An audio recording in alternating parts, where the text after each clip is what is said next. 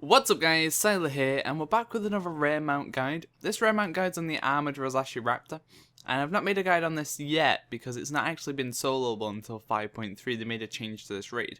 So it's on a 1% drop chance from Bloodlord Mandokir, I think he's called, and it comes from Zul'Gurub, which is a level 85 heroic cataclysm dungeon, so it should be soloable by most. I made my Panther guide a few months ago now, and I was on like a 480 item level, so anything above that should find this quite easy to solo.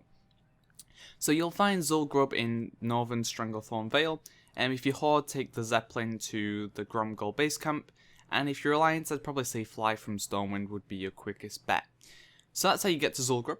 And make sure you are on heroic dungeons by right clicking on your character portrait, going down to dungeon difficulty and selecting 5-man heroic dungeon. And then that'll ensure that you can actually get inside the dungeon, because if you're not on that, it won't actually let you in because there is no normal version of this dungeon. So once you're inside, this won't take you very long to clear to the boss, but remember there are 2 bosses in this raid that will drop mounts. So if you don't have any of them, I would recommend doing both of them, as it just gives you a higher chance of getting some form of mount from this. And you can only do this dungeon once per day, so keep that in mind. Do make the most of your runs, as I said, you can only do it once per day. So definitely come back every single day, and it'll, you'll get it quicker than slacking and doing it once a week. So we're going to click that cauldron, we're going to run across the poison and run to the bridge.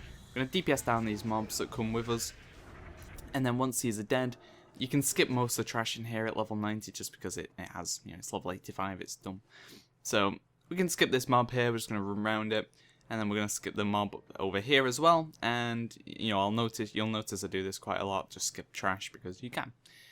So as I said, this boss wasn't soloable previously, and that was because of an ability he's got called Decapitate.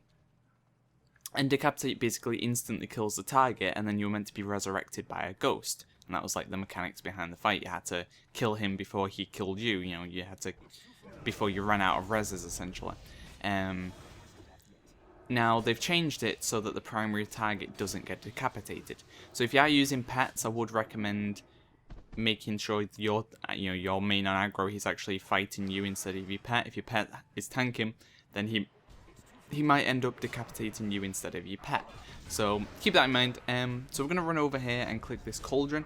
Once you click the cauldron, attack a mob that you haven't already hit with the cauldron, and then it'll do like 90% damage to them. It'll encase them in ice, and it just makes the trash a lot easier to clear.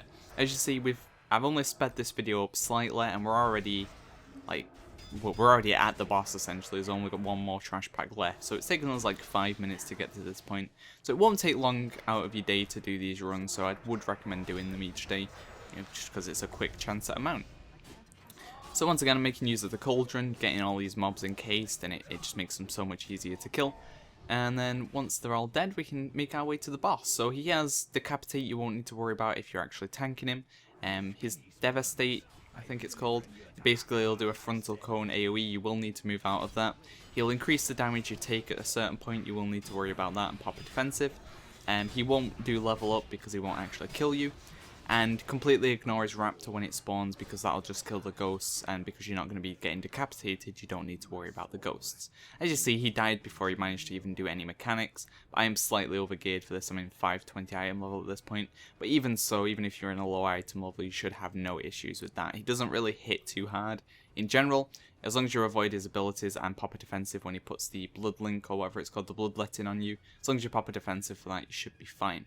So remember, there is another mob in here, or another boss that will drop a mount. That is the Swift Zul'Gurub Panther. So I would recommend doing both of them if you don't have any of the mounts. Just another mount to your collection, really.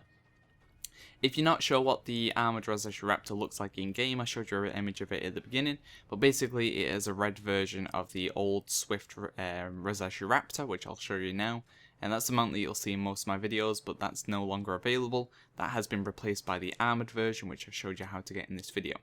So there you go, and then the Panther is located in the Temple of Beththak, so go do that, and then you'll have a chance of getting 2 mounts per run.